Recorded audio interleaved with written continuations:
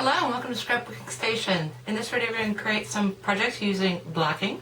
So I'm going to put the camera over my shoulder. We'll get started with some terminology and then get right into the projects. I want to talk about blocking for a second, and it's typically a expression used in at least my scrapbook pages. And if you see my sketches, you know I do this a lot. But it's basically blocking off. So instead of a background layer, and then a photo layer, and then a border layer, and then embellishments, what you want to do is kind of piece things together. And I've color-coded this sketch, and this side is still undone, but you can kind of see where I've got this little C shape here for my pattern paper. I've got my photo block here, I've got my border block, and then we're just going to kind of piece that together. And that's what we're going to be doing in these projects. On the left side, I did the same thing. So strip, strip, strip, of course edging, and you can overlap, and that's what we're going to be using in our card fronts. I'll be back with this finished scrapbook page, but then go right into the other projects. So now for the purposes of this video, I am as done as I'm going to be. And let me give credit to some of the products here. So this is letterpress papers from Paper Wishes. And it comes with some really pretty freebie downloads. So I've got a couple tags in here. I've used Stampin' Up's little letters and heart framelits to kind of incorporate some other things. But anyway, like I said, for these purposes, I am done. So blocking. Let's look at a card top. So I'm thinking this will be a fun second project, and so I've got several cardstocks. I'm going to hang with that letterpress paper, so I just grabbed niblets out of all coordinating colors. So, well, let me see, I got cherry cobbler, lost lagoon, some soft suede craft, chocolate chip, and I'm going to piece this together. So the first thing I want to do, well, is first off make enough pieces to kind of plug into this grid, and this grid is for a 6x4.5 inch card front to back. So let me get ready with a couple things and I'll be right back. So the first thing I did is on this would be the inside of my card base. I put down some temporary adhesive, and that is Easy Dots again. I use that a lot, but if you were to roll over some tape, just something that puts this here temporarily, because now what I want to do is put a piece over here. The other thing is, since I'm working in 6x4.5, I made life easy, and when I cut all my rectangles and strips, I went in 1/2 inch increments. And so this way I know where this is going to go. So anyway, let me get this piece ready, because I need something that's going to hold this together once I lift it off that temporary adhesive. Okay, so I'm back with the piece that's going to hold my interior together. And so all this is a piece of colored vellum, which I've stamped. I colored on the back, add some color in here, and this is cherry cobbler and lost lagoon in some of these places, and use some of my patterns back behind this clock. So I've got 2 patterns back there. I'm hoping when it gets on here, it might be a little bit dark. It's the only thing I'm worried about. Now I need to be over this piece exactly, because I want 1/2 inch from this side and 1/2 inch from the bottom. Now I did extend a little bit. I'm going to trim that off. And notice that I extended across the spine in a couple places. Not all, just a couple. And we're going to talk about that once I place this and pick up off the temporary adhesive. So now that's on here, it's not the sturdiest card, because this is only, again, vellum with a sticky film behind it, and the cardstock's still a little wobbly. But once I put my frame around here, or at least the edging, it's going to be stiff enough. Now I'm not going to score it yet, because what I want to do now is flip it over so that I'm looking at the back, and this is going to be the back of my card. How pretty is that? And now I want to do the same thing on the front. Now I think I'm going to start putting some patterns on some of these blocks.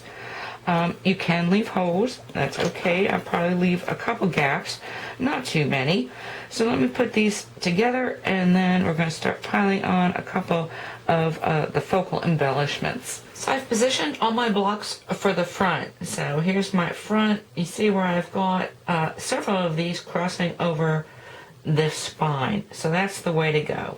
Now the Easy Dots if you don't want to peel away, actually on the back I put too much, and so I actually had to turn the whole thing over and kind of peel off this grid.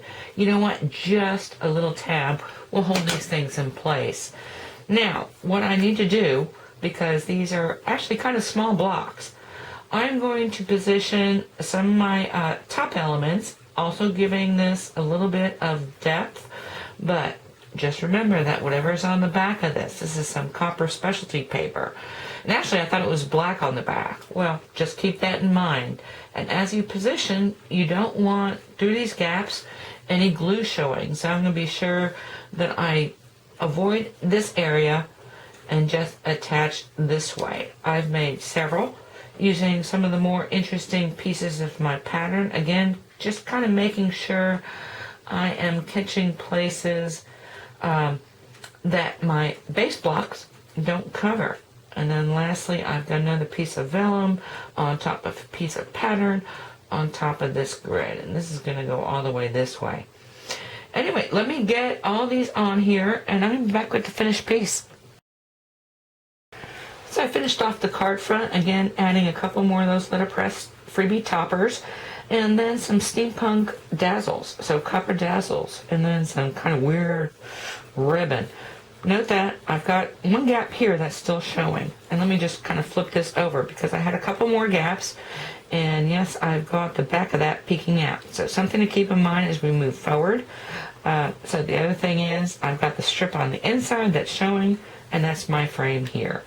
So the collection for the stamps is steampunk, and that's from Paper Wishes. And as I said, I've got some steampunk copper, and then some steampunk black, and then some weird old ribbon. Anyway, a little bit persnickety. I'm actually going to simplify this, just working on the fronts this time, but kind of the same considerations. So putting down a base, kind of covering up to hold it together, and then adding embellishments. So let's move on to the next project. I'll leave photos of this.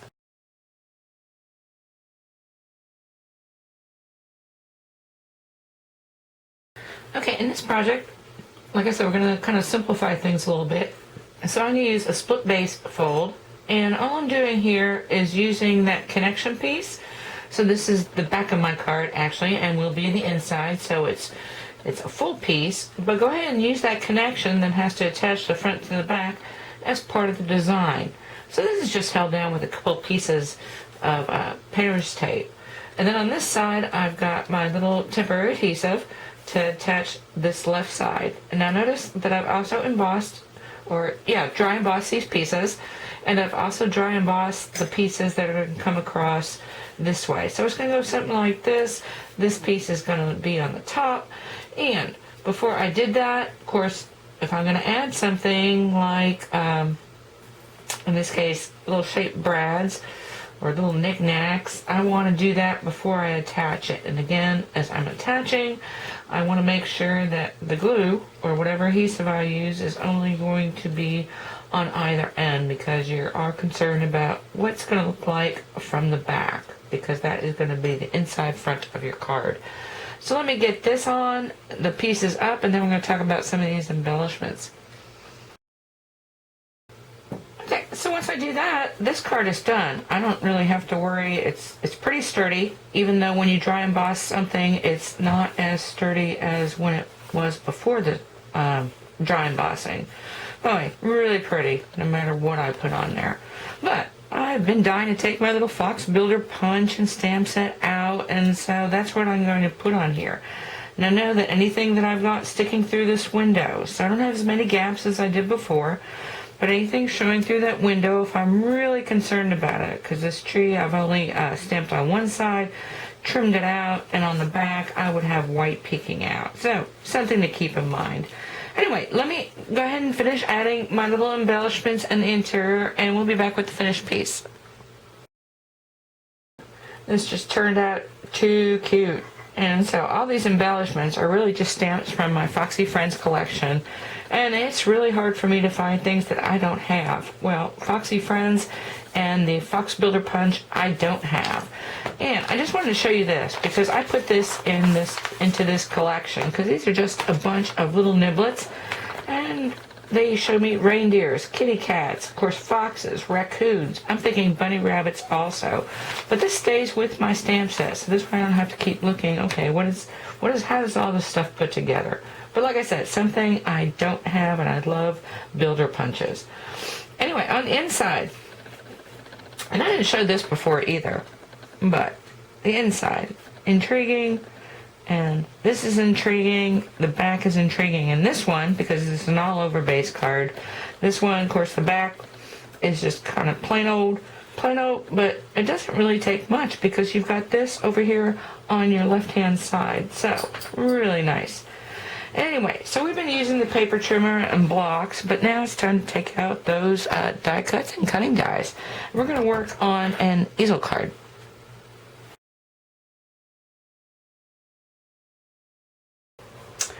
Okay, in this project, what we're going to do is an easel, but it's going to be a wide easel. So again, I've got a 6 by 4.5. I know that this is going to be scored at 2 1/4. So I've kind of marked that. You know what? I'm going to do a cutaway as well. So I've kind of got this 1.5 inches over here. So that'll give me 4.5 inch block. Again, same thing that we did with the fox thing. If you want to do something with your pattern papers, or in this case, your die cuts. And the die cuts I'm using are Big Z dies from Sizzix. These are older. So I've got my daisies, and I think this is leaves number 2. And I've picked several. Now, like I said, before you cut it, it's actually a lot easier if you are going to double-sided to go ahead and back your pattern papers. All these pattern papers are actually single-sided, and I chose to back this one on itself and position that back in there, and I'm going to talk about that in a second. This one is actually double-sided because it's going to probably appear somewhere here, so it's going to kind of lift off. Well, that's not necessary. And then the last thing is, if you've got pattern papers, all I've done is an all-over clear embossing. You see the color's just a little bit different, a little bit striking as it flips. Anyway, so technique is pretty much the same thing. I know where my edges are. I'm going to trim this off after I'm done because I want to kind of position these leaves down in here. Again, using my temporary adhesive, kind of put the first layer down, maybe the second layer, and glue on top of each other and keep building. The other thing I've done is I've got some of these medium ones that I double-sided before I cut, because it's always a lot easier to go ahead and do that with your patterns before you're taking it through your die cut. And so maybe I'll have some of these half daisies peeking out. Anyway, let me be back with the finished front, and then we're going to talk about the rest of the card. So I finished my blocked piece, and so this is what's going to go on my easel. And you can see the back where I've got several double layered papers, and I've got a little tip and trick for you on that here in a second. But just be careful, because paper trimmer may be not so great. So a straight edge and your penknife or an Olfa cutter on a mat, that would work well, because it wasn't so much the paper, but these embossed pieces were kind of tough to cut through over several layers. And you can see where I lost a guy. You know what? I'm going to fix that. So now I'm ready to attach to the base, and so that's going to fit in there perfectly. So here's my base card, and you can see if I were to plug this into my sketch or this outline, that's how this is going to be. Now when I attach it, I want to be really careful not to go above this score line. So I'm going to eyeball it, because I know I've got this right. So if I stay under there, end to end, and be real careful about this, of course, as I pick it up and I've got something missing, I can go ahead and throw some glue in there. Okay, I want to do a tip and trick about this double-sided pattern paper. And this is another, I didn't invent it here. This came from Nikki from the Paper Witch's message board, and she created a really great picnic basket from 2 single-sided pieces of paper. So grab your glue stick, and I've got the same thing here. You know what? Go in one direction this way, and I'm using this blue glue stick. It is raw stick, so I don't know, any glue stick. And then on your other piece, go ahead and turn it the other way. Just put them back to back. Kind of, you've got some room to maneuver until the glue stick sets. You know what, go ahead and smash it down. Before you cut it, go ahead and let it set, because glue stick will actually set quite hard, but not when you first put it down. So, and then you're ready to cut. So if you do boxes and you want lined boxes, this is the way to go. Because you don't really have to worry about the edges not matching up exactly. Because once you cut it through your die cut, or like I said, your framelit, you're ready to go. Anyway, thank you, Nikki, for that. And so we're going to continue. I'm going to get this onto my card front, and then we're going to look at the finished piece. Okay, so here we go. The card is flat, and here's my easel. Well, let's open it up, because on the inside, you really don't need much. So I used some of my leftovers to make this kind of folded back daisy. Another stem, which I crimp. I always crimp my stems. Then, of course, something kind of standing up, and just backed it with patterned paper.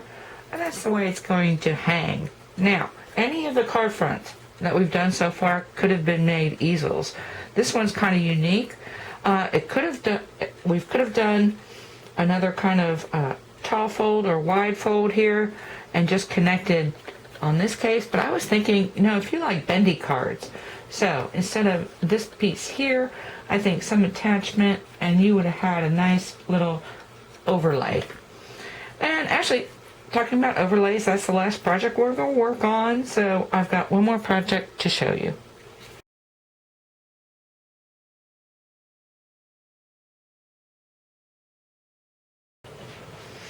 Okay, I'm kind of back with this piece because the only thing I regret is not making a whole strip of this and using it over and over again in a couple different layouts, or card designs, or card fronts, or panels, wherever. It's really pretty. So I'm not going to make that mistake again. And so in this last project, what I've got is I've got to make two 6x8 panels to use in my planners. So my calendar planners. These are going to be for February. So all I've got here are all my hearts. So I've got all kinds of hearts, of course, love you, and all that kind of good stuff in a calendar. So I'm going to build these together. Then I'm going to split them. If I need to edge them, I'm going to edge them. But these are going to be overlays, so I don't have to worry about the back. And you can see some of these pieces are really large. Anyway, nothing new in this technique, so I'm going to leave you with progression photos, and that's going to be the end of this video. So hopefully you took something with you that you can use in your own card making and card designs and scrapbooking and keepsakes or planners. Anyway, thank you for watching.